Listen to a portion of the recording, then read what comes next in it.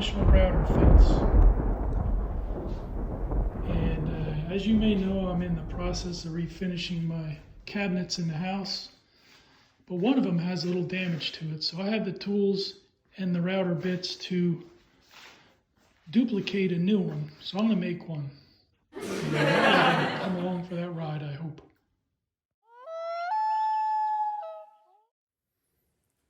And how this is going to work is these panels open up to accept the bit, and it's all straight and flat, and there's a bearing right here, and you want this fence to ride right up against that bearing, leaving a bit, tighten down the slides, and now it's ready to accept some panels through it. And all these bits have different shapes for the stiles and rails. Has a vacuum port, no more dust.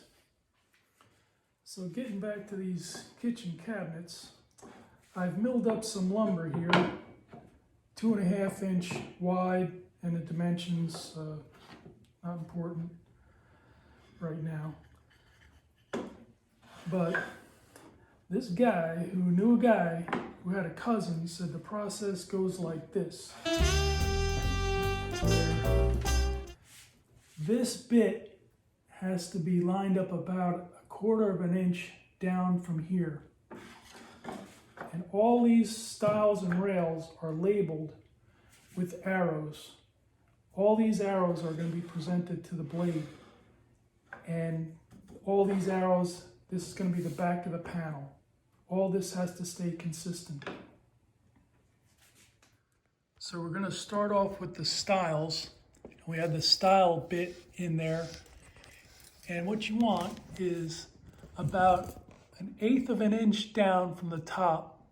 Mark a line and put the top of that blade, the bottom of that blade right on it. Now it's time to hook up the official routed fence. I'm gonna lay this right here.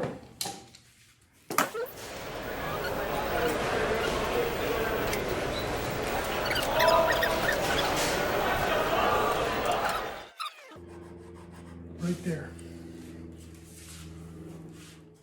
Okay, we have our 2 rails.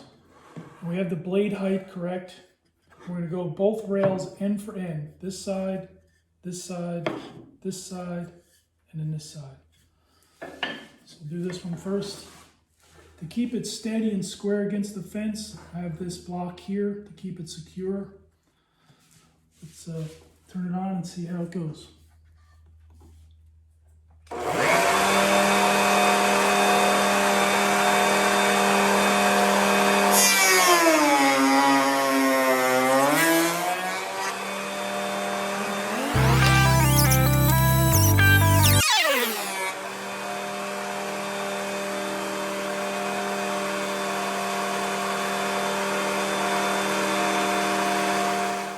When you put that new bit in, you still have to make sure that the new bit and the bearing are perfectly in line with the fence.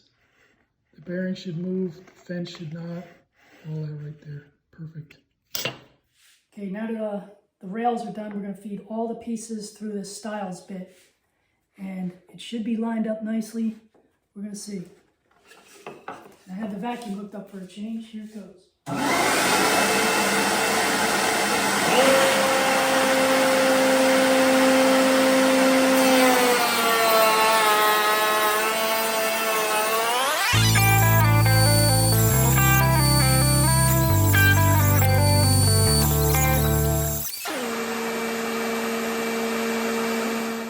All right, let's see how this is going to fit. Oh, look. Dang, tight, really tight.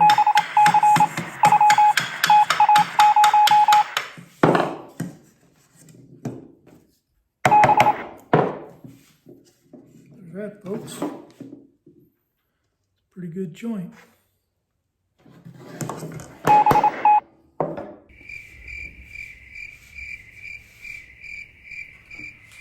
Well, the glue up went well. I made 2 of these door frames.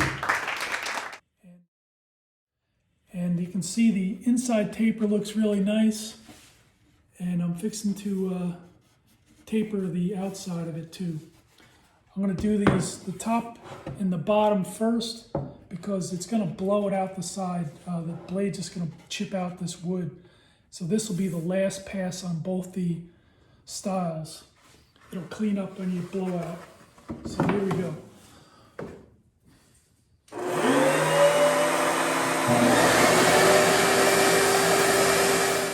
That mounting hole you see in the upper left-hand corner of the shot was measured and drilled with this 35mm Forstner bit.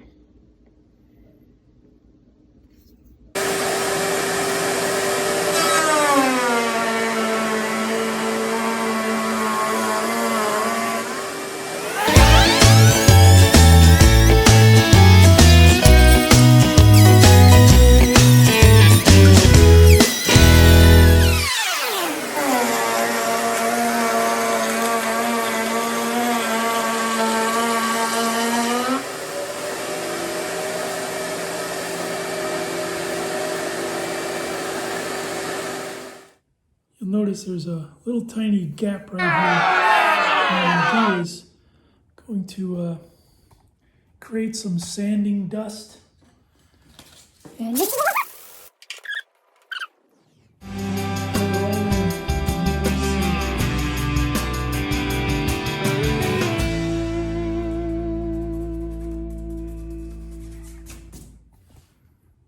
good as new.